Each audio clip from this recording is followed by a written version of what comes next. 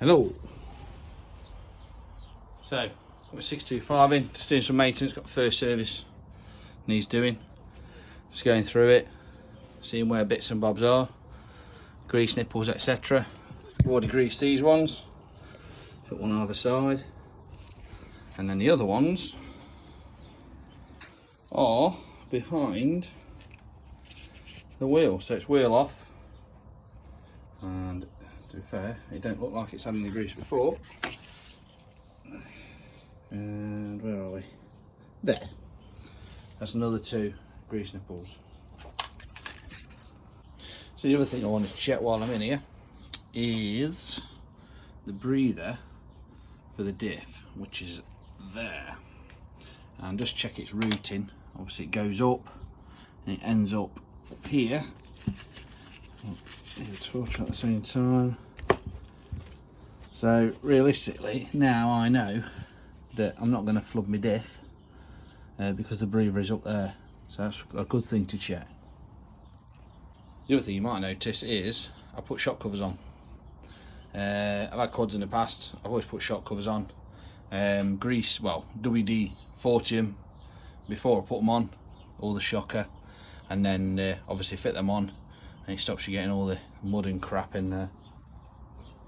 So one thing I like to do is whip bolts out and see what's going on inside. Now this has only got 220 mile on it. Never seen a bit of grease in there in its life. You can see the bolt as well. So straight away I'm going to fully grease that up and get some round the bush as well. So I've dropped the arm down and I'm just going to bang as much grease as I can around there, and again same for the bottom. So top one's, bottom one's done, and I also did the shockers and put some grease on the end of the caps there, in general anywhere that I can see. Obviously put the grease on there because it's all going to be in water. Now interestingly, so bottom one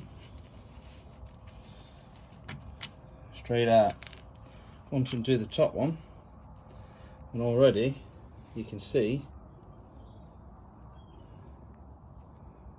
there's a lot of shit in there, and it doesn't feel like it wants to move very much. I'm just going to whip the caliper off and then get a load of grease around there as well. So having stripped the calipers down, the slides, which is them parts, slide in and out of there.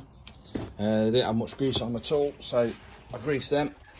Obviously cleaned up that thread, got all the muck out and then greased that. Did the same on the bottom.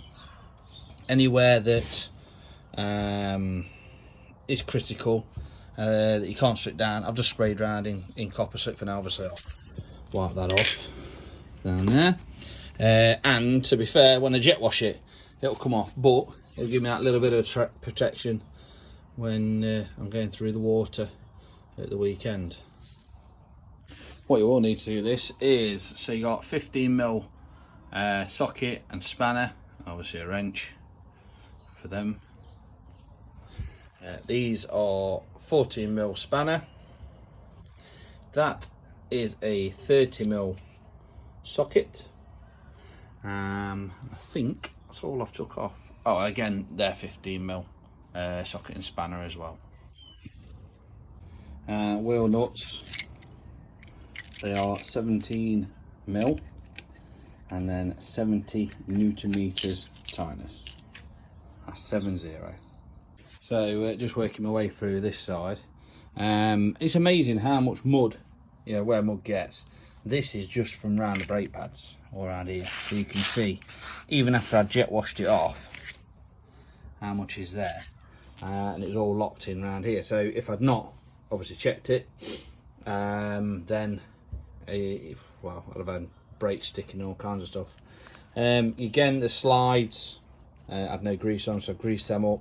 Always make sure that the rubber boot goes right over there so you don't get no water ingress. And again, I'll build this side up. I've already done the arms and the shocker greasing. I've done the 2 pivot points here as well. Another thing to check while you've got this side wheel off is your belt. So that's exhaust for the belt there. Obviously exhaust is up there for your quad. But this is to keep the cooling the exhaust. Now what it does say is check that little baby there. That's got water in it. You need to get it out. Just means at some point you've got water in there, and obviously I'd be whipping that off. Mud gets everywhere, doesn't it? A nightmare. So another job. My parts are finally turned up. So that's where the oil filter goes. And whip that out and change it. A brand new one. CFmoto. Obviously, new copper washer and rubber O-ring. Always make sure that you just slacken that off first, because the last thing you want to do is drain everything and then find you can't get that out. So I've removed the filter. There's the seal that sits in there around here. So we'll put the new seal on. Just dab a bit of engine oil around the seal, and then I can put the new filter in. Make sure, I'll just show you inside. It goes onto the mounting, you can see in there, so that fits onto that. I've noticed as well that cheaper filters haven't got a spring in that you can see, whereas that you can actually see it. So just be wary on cheaper filters. So fitted that on there, and then I'll put the cap back on to the correct torque. On these bolts it's 10 Newton meters. So stayed in the bolt, that's back together. I've torqued it up, small torque wrench to 10, can't really see that, 10 Newton meters. That's back on. Now I can get to the sump bung and drain the oil out of the engine. So underneath, a nice little hole where your sump bung is. That's a 17mm head. So I'm going to undo that, and then I'm going to be draining it into my old watering can, which I've chopped the top out of. But it makes it easier for pouring it out later on into my waste oil. So as you can see, this is its first service at 220 mile on it. But you see the oil is still pretty clean. We'll just get that running oil out and get some decent stuff in there. So leave that draining for a bit. Okay, so oil's drained. So I'm going to bang, make sure the face is nice and clean, and you've got a new copper washer and your bolt threads are clean. Now get the bolt back in. Tightening torque on that is 25 Newton meters. So I'll get that torqued up, and then we can start refilling. Just while I was under it, I thought, you know what, I'm going to whip off the under tray. I'll do the back one and the front one as well, and just grease them all up, grease all the bolts, because again, then yeah, last 5 minutes and water and mud and sand and stuff. So get a load of grease on them, and hopefully they'll come out next time I want them to come out. So that's all the under trays, bolts removed, greased. I've still got to do the front A-arms and grease all them, and I think I'll probably work through the whole quad and just grease everything, because with what I'm going to be doing with it, you want things to come undone, and with corrosion that ain't going to happen. I'm just going to bang some grease on there and there, and then just keep looking. So with everything that I've got in my garage, I haven't got a funnel, so I'm going to make one, because you've got to get quite deep down there, and just pouring it with a tub is no good. So the uniquely way I'm funded. Obviously a bottle, 2 litre bottle, and then I'm going to hot glue that into the cap. Now I've got a nice long filler into the engine. So looking at all the specs of the oil, I've gone for the 1040 4-stroke oil. I've used Moto in most of my motorbikes over the years. Obviously I've got it off the ramps, so it's nice and level. It says it takes 2.8 litres, so we'll see how much it takes. Oh, I'll tell you what, look at that for a funnel. Like it was being made for it or something, yeah.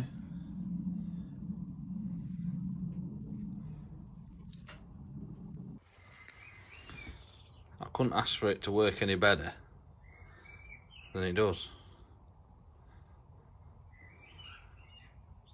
No messing.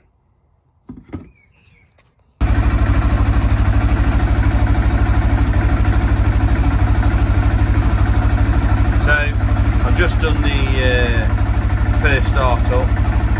I turned it over a couple of times just to get a bit of all around, and then I started it up and the oil light flashed for 2 times and then it went out. But I'll be honest with you, already it sounds quieter. It sounds quieter than it did before, so we'll see how we get on with this oil. So obviously start it up, recheck the level. It took about another 50 mil of oil, but the thing is, it's when you're filling up out of them, you can't be spot on. But if you put 2.8 litres in, you won't go far wrong. Okay, so I mentioned earlier about the filters. Now, cross-referencing the filters and people saying on the internet, the HF, the high flow HF 152 came up. So I thought, right, well, I'll get one because I couldn't get any genuine oil filters. But luckily I got some genuine oil filters. Comparing the 2 filters side by side, you know, pretty much the same. But if you look inside, so this is a CFmoto. See how big the holes are in there. Look at the size difference on the HF. Also, the spring inside. That's a big spring in there. You just see it there. Look, there you go.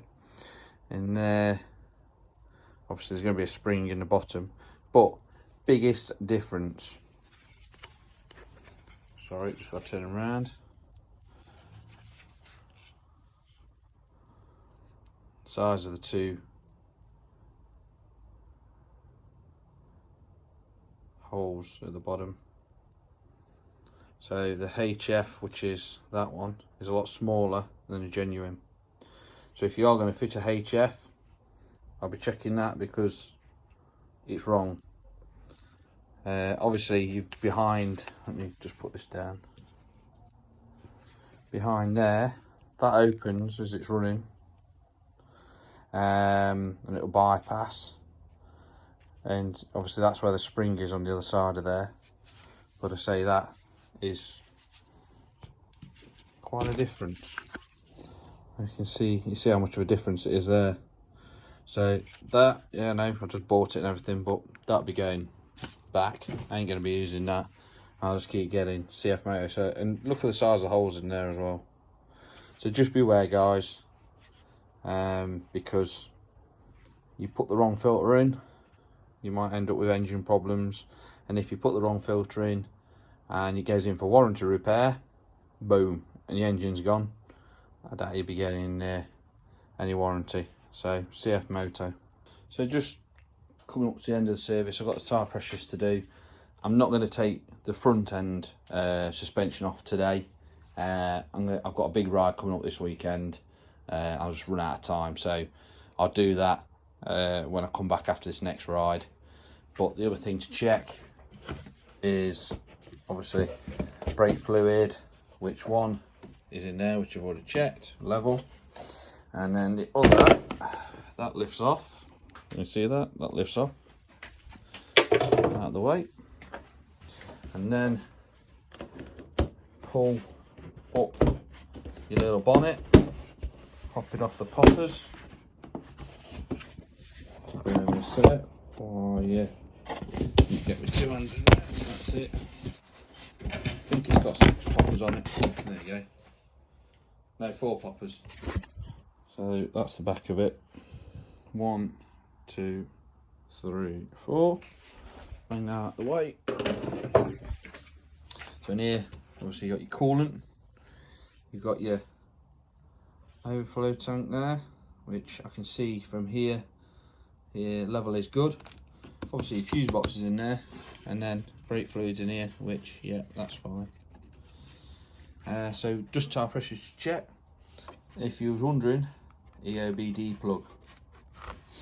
That's there if you engine management lights on. Just looking down there, just making sure that the radiator is nice and clean, ready for this ride, and that the fan is nice and free. It's not gummed up with a load of mud or anything. So yeah, all looks good in there. So I'll put that back together, check the tyre pressures, and happy days. Hope you've enjoyed the video. So just an end bit, the importance of doing your first service. Now, obviously when engines are built, some are run up, some are not. These are probably not. Now if you look in here, you can see bits of metal. Now, if this was on a quad car, whatever, that had done over 1,000 miles, I'd be worried.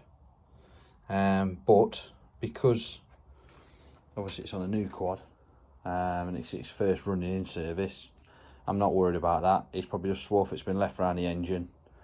But that just shows you the importance of doing your running in service. So yeah, just a bit of a note for you.